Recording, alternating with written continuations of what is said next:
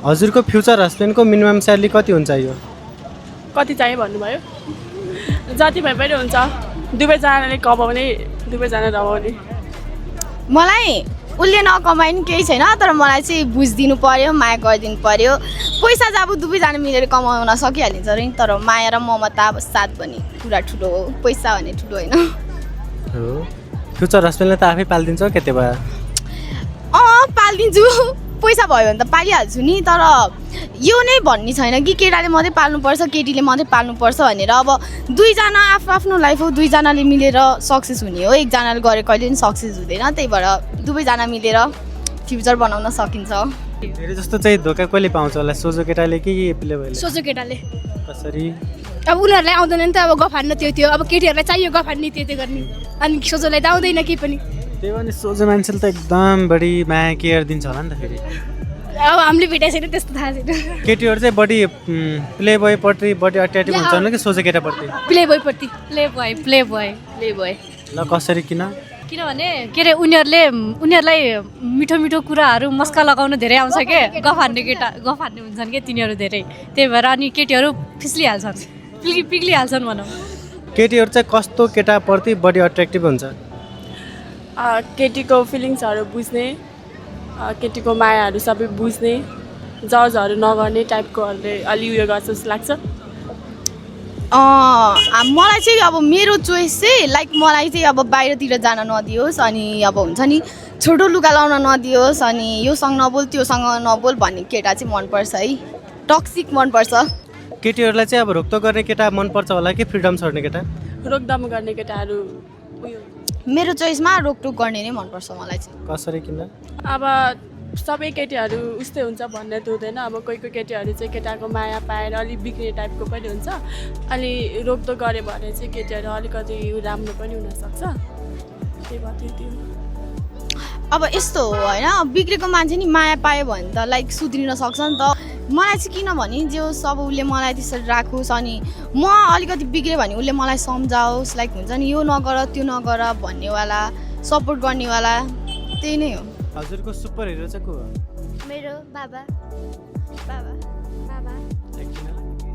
अनि बाबाले चाहिँ हाम्रो लागि अब धेरै दुःख गर्नुहुन्छ, हामीलाई पढाउन लेखाउन होइन, यत्रो ठुलो बनाउन नै अब बाबाले दुःख गर्नु भएको हो। त्यही भएर अनि केटीले चाहिँ केटालाई छोड्नुको रिजन के हुन्छ होला? अब कोही कोही केटाहरूले चाहिँ अलिक बुझ्दैन, नभए त प्रायः केटीहरू सबैले पनि राख्छ सँगै पनि, केही हुँदा पनि। त्यही नै हो, केटाले धेरै बुझेन, अलि नराम्रो बिहेभ गर्न थाल्यो भने चाहिँ छोड्छ जस्तो लाग्छ मेरो विचारमा चाहिँ।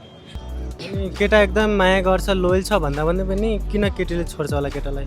त्यो अब माया बढी भएको भनौँ न, माया बढी भएको, बुझ्नेले माया पाउँदैन, नबुझ्नेले माया पाउँछ भने जस्तै कहिलेकाहीँ गलत पर्सनलाई नि आफ्नो मनमुटु दिन सक्छौँ हामी, त्यही नै हो।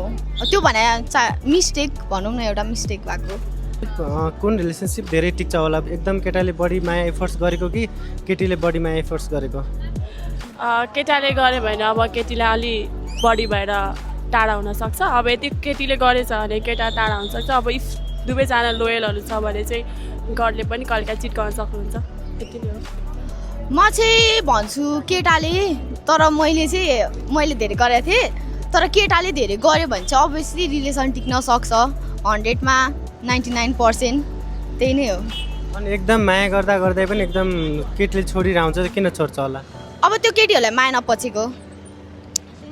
केटीहरूलाई बढी माया गरेपछि बोरिङ हुन्छ नि कोही कोहीलाई हुन्छ, तर कोहीलाई हुँदैन। मलाई चाहिँ हुँदैन। अब अरूहरूलाई त हुन्छ, त्यो अब आफ्नो चोइस हो। कतिहरूले मलाई टेक्स्ट गरेको भन्ने जस्तो नि हुन्छ, केटीहरूलाई त्यो नहुने होइन, अभियसली हुन्छ।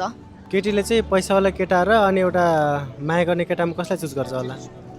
अभियसली अचेलको जेनेरेसन सोचेर त पैसावालै हो, तर मेरो चाहिँ त्यस्तो होइन है, म चाहिँ माया गर्ने। तर प्रायः जस्तो केटीहरू चाहिँ पैसावालै रोज्छ। अनि किन पैसावाला रोज्छ होला त, माया गर्नेलाई नरोजेर? अब उनीहरूलाई माया हुँदैन, उनीहरूको पैसा देखेर माया हुन्छ, त्यसैले त रोज्छ नि। माया हुने मान्छेले पैसा हेरेर कहिले माया गर्दैन, त्यही हो। आजकलको टाइममा कास्टले गर्दा पनि धेरै ब्रेकअप भएर आउँछ, कास्टको यतिको म्याटर गर्छ र? गर्दैन मेरोमा चाहिँ, अब अरूहरूकोमा चाहिँ गर्न सक्छ, मेरोमा चाहिँ गर्दैन।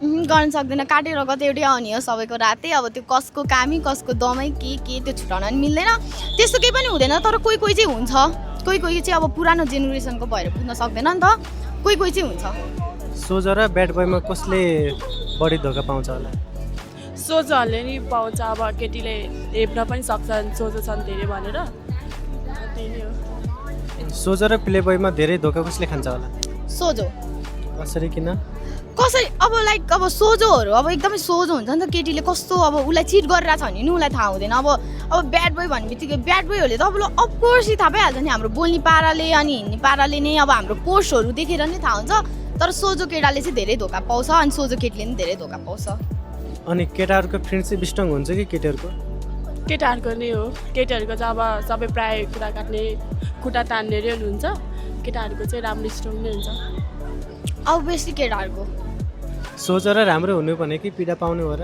होइन सोझो हुनु चाहिँ पीडा पाउनु हो राम्रो हुनु चाहिँ पीडा पाउनु होइन राम्रो भएपछि त सबैले मन पराइहाल्छ नि उसलाई त कसैको मायाको कमी हुँदैन जो नराम्रो छ जो सोझो छ उसले पो हो त दुःख पाउने त राम्रो मान्छेले दुःख किन पाउँछ होला सोझो मान्छेले अब उनीहरू लाटो हुन्छ अनि अब कसले के भन्दैछ अब कस्तो वेले हेर्दैछ उनीहरूले बुझ्न सक्दैन नि त अनि त्यही भएर नि अहिलेको जेनेरेसनमा छुचै हुनुपर्छ मान्छे आफ्नो लागि आवाज उठाउन सक्नु हुनुपर्छ थ्याङ्क यू सो मच है म्यामहरू हस् धन्यवाद कर दिमाग त बिर्स्यो अहिले सोध्ने मान्छे यस्तो त पार होइन सोध्छु नि त लजाउँछ उ लगाएर उ चिलमा एन्सर दिइरहेको अर्को क्वेसन उसको एन्सर सुनेर उ बेहोस भइसक्यो अनि हजुरलाई कस्तो केटा मनपर्छ मेरो फिलिङ्सलाई बुझ्ने केटा मेरो फ्यामिलीलाई रेस्पेक्ट गर्ने केटाहरू मनपर्छ अनि हजुरलाई कस्तो केटा मनपर्छ मलाई त मेरो एक्सै मनपर्छ हो किन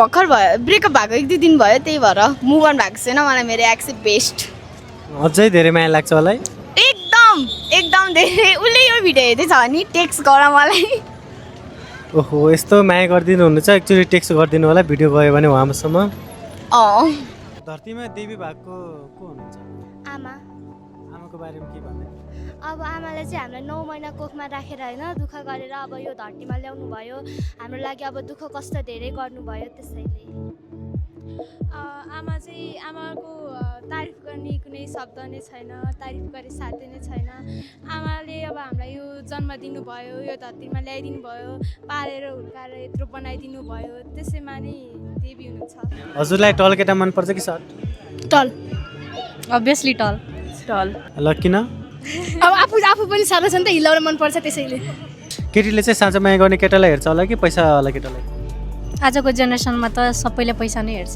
पैसा यहाँ पैसा मात्र अनि केटीले लभ गर्नुभन्दा अगाडि केटामा के हेर्छ होला लोयल हुनु पर्यो केयरिङ हुनु पर्यो लभिङ हुनु पर्यो अरू के चाहियो रिस्पेक्ट गर्नु पर्यो केटीहरूलाई चाहिँ साँचो माया गर्ने केटालाई चुज गर्छ होला कि पैसावाला केटालाई पैसावाला किन अब सबै त एउटै हुँदैन प्रायः जस्तो केटीहरू पैसावाला हेर्छन् भनौँ नेपालमै भविष्य छ कि विदेशमा विदेशमा ल किन कसरी नेपालमा चाहिँ राम्रो अब जागिरहरूको व्यवस्था छैन अनि यो राम्रो कमाइ पनि हुँदैन तलब थोरै आउँछ अनि खर्च बढी धेरै छ त्यसकारण सबै फ्रेन्डली हुनुपर्छ कि स्ट्रिक्ट फ्रेन्डली दुवै किन कसरी अब आफूलाई गाह्रो लागेको अब कुराहरू सेयर गर्न सजिलो हुन्छ त्यस्तै अब छोराछोरीलाई केही सानोदेखि काम सिकाउनु पर्छ सिकाउनु पर्छ किनभने ठुलो भएपछि काम गर्न सजिलो होस् ठुलो भएपछि काम गर्न सजिलो होस् अनि मलाई त मेरो आमा बुवाले यस्तो सिकाएन भन्ने शब्द ननिस्कोस् दुनियाँको सबभन्दा ठुलो झुट के हो आमा बुबासँग झुट बोलेर निस्किनु कतै जानु अब पढ्यो भन्दाखेरि पढ्यो भन्नु म गर्यो भन्दा गर्यो भन्नु त्यही लाग्छ मलाई चाहिँ अनि हजुर चाहिँ कसको अगाडि रुन सक्नुहुन्छ मन खोलेर म आफ्नो आमाको अगाडि म नि आफ्नो आमा र साथीको अगाडि mummy thank you so much है नेपालमा भविष्य छ कि विदेशमा नेपालमा त छ जस्तो लाग्दैन मलाई अहिलेको सिचुएसनमा हेर्दाखेरि चाहिँ अब पछि केही भयो भने हेरौँला त्यही नै हो विदेश त जानै पर्छ स्ट्रिक्ट प्यारेन्ट हुनु राम्रो हो कि फ्रेन्डली मलाई चाहिँ फ्रेन्डली नै हुनुपर्छ जस्तो लाग्छ त्यस्तो स्ट्रिक्ट भयो भने पनि राम्रो हुँदैन धेरै होइन झन् त्यो आफ्नो कुराहरू सेयर गर्न पनि डराइरहेको हुन्छ नि त त्यो भएर फ्रेन्डली नै हुनुपर्छ पेरेन्ट्स त बोल यस्तो खेल फेरि त्यसै क्वेसन सोधिदिनु के सोध्नु नानु के सोध्नु भन्नु त उहाँले अहिलेसम्म